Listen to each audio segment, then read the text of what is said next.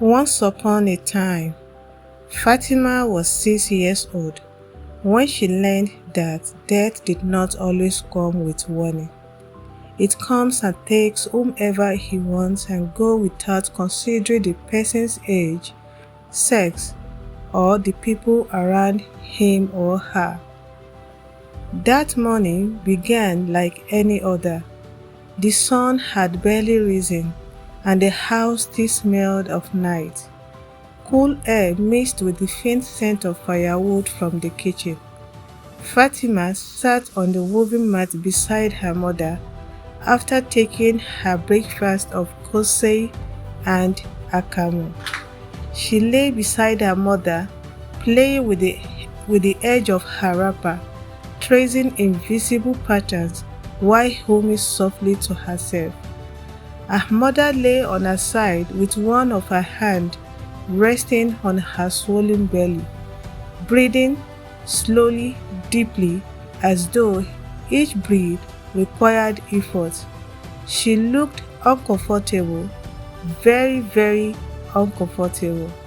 Fatima had noticed it long before anyone said anything. Her mother's face looked different, pale and tired. There was a tightness around her eyes that frightened Fatima, though she could not explain why. "Mama," Fatima whispered, tugging gently at her mother's wrapper.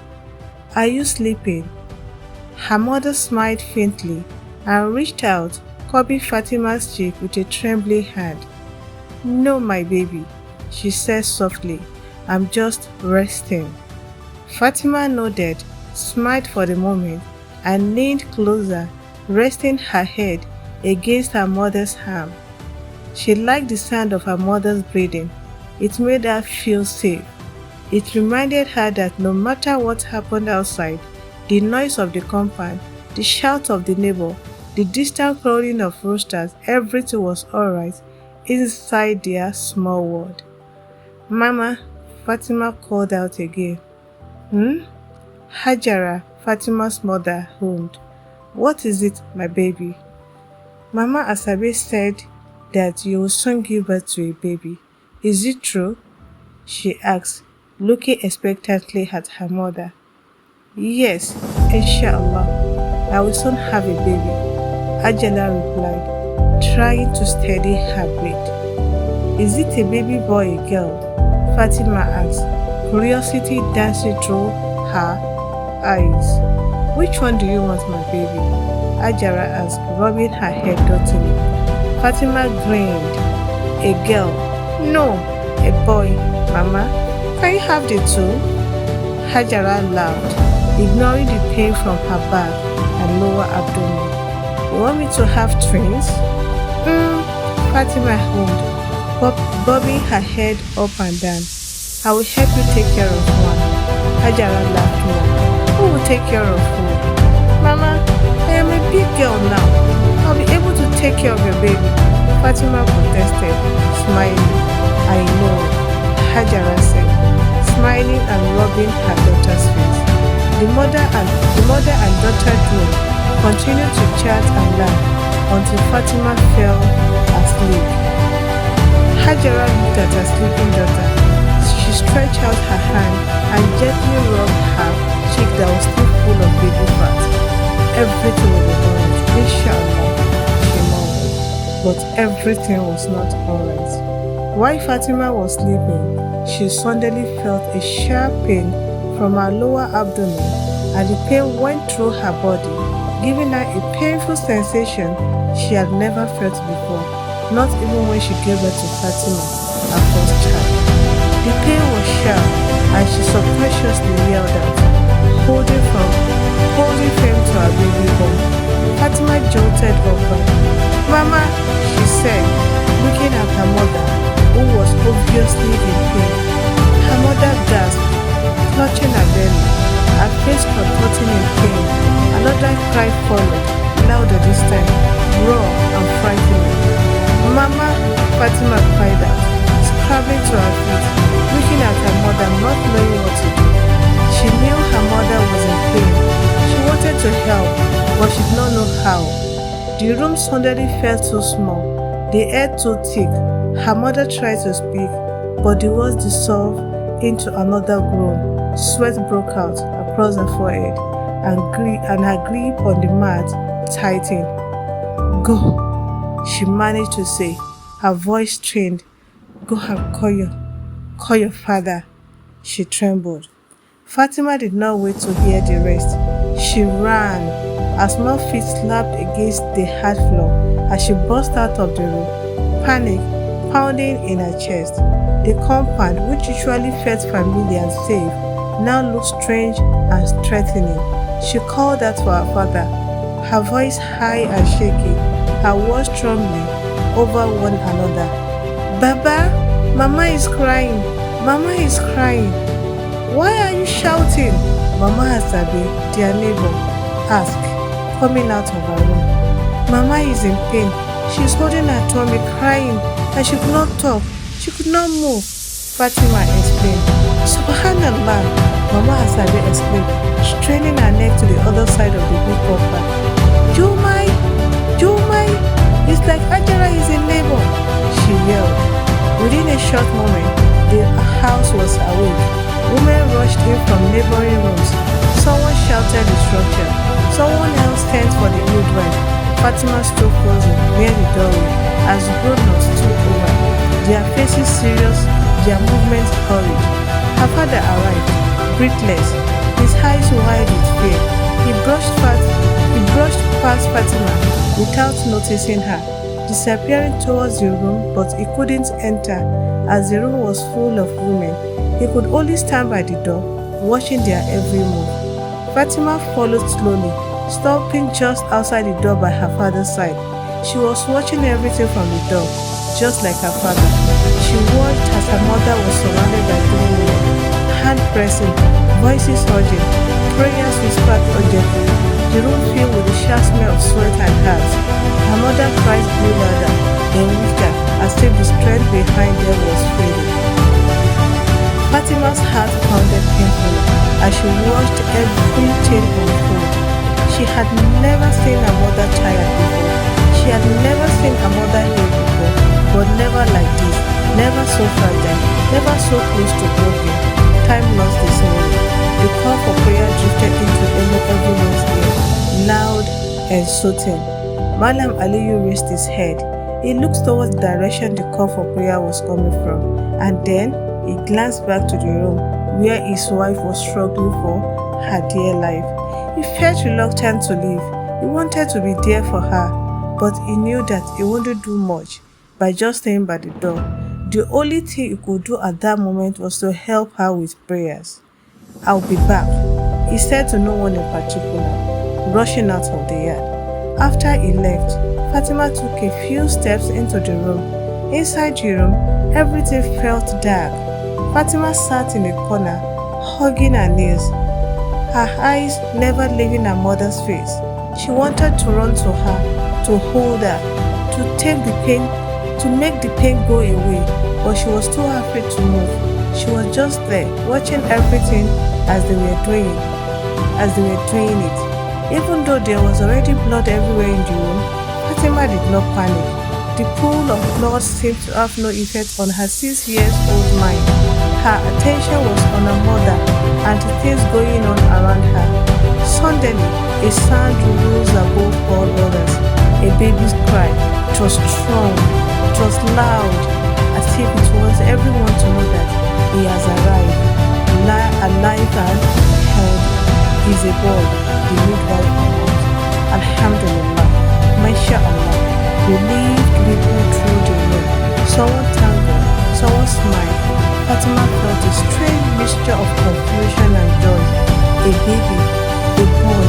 She stood up strongly, craning her neck to see. She wanted to see what her brother looked like. She saw a tiny wrinkled face, red and crying, wrapped tightly in her mother's wrapper. The tiny creature was her brother. But before she could take another step, before she could ask about her mother, the atmosphere changed. The cries of joy faded. Her mother lay still, too still. Fatimah frowned. Something felt wrong. "Mama," she whispered. No one answered.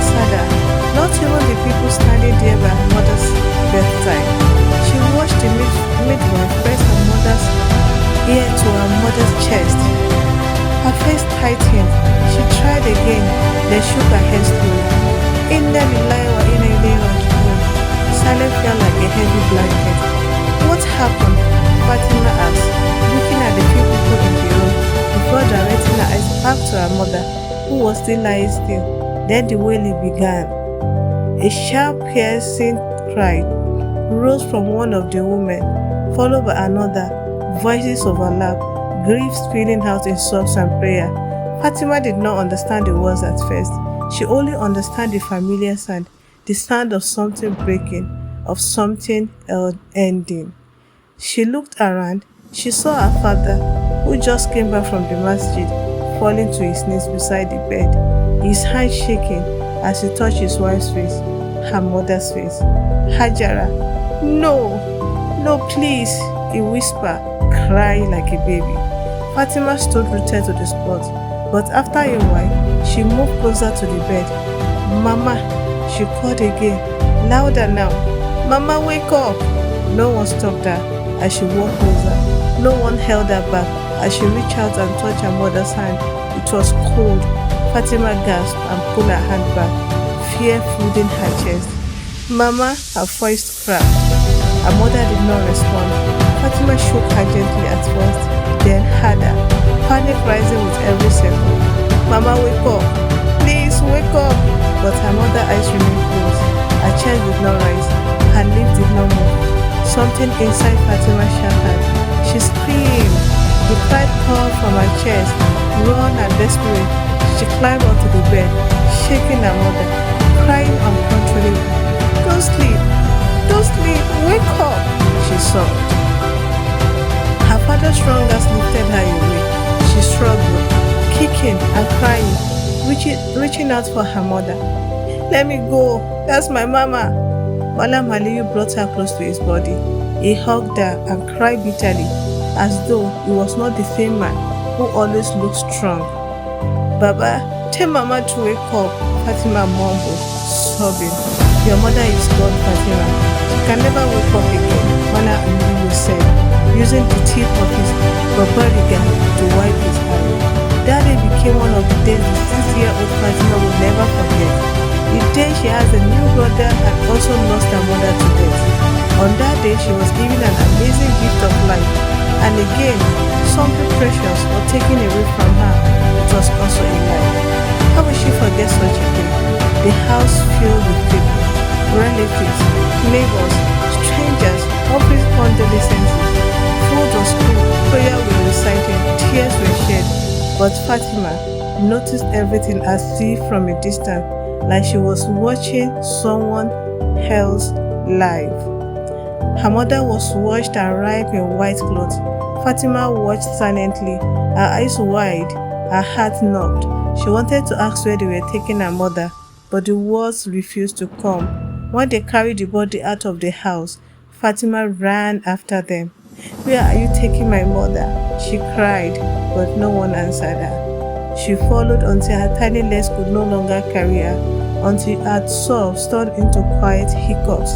Then she sat on the ground, hugging herself, staring at the spot where her mother would always stay to fry akara every morning and evening.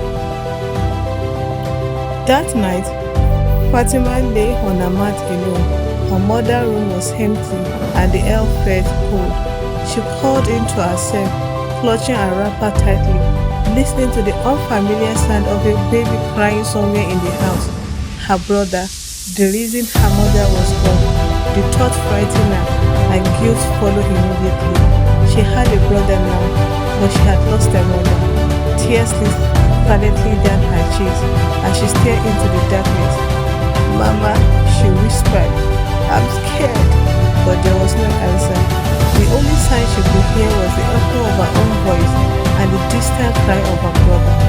She was young, she was barely a baby, but she knew that from that moment, her mother had passed away, her life has changed.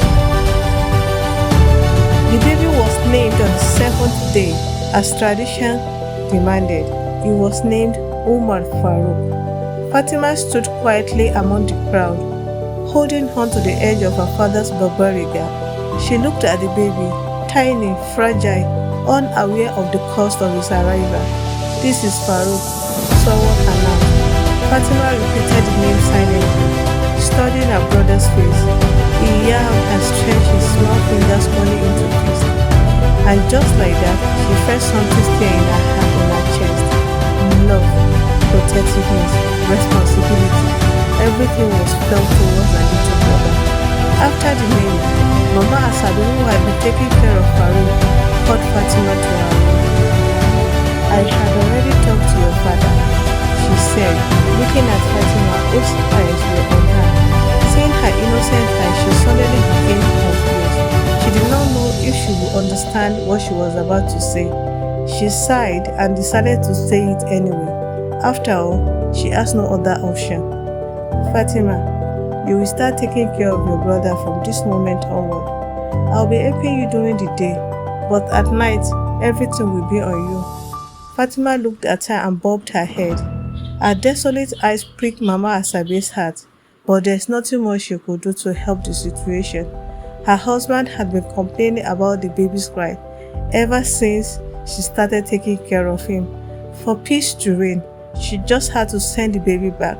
"I will show you how to feed him when he's hungry and how to change his nappies." Fatima listened and watched her as she do everything. "It may seem difficult at first, but I believe with time you'll get used to it," Mama Asabi assured her.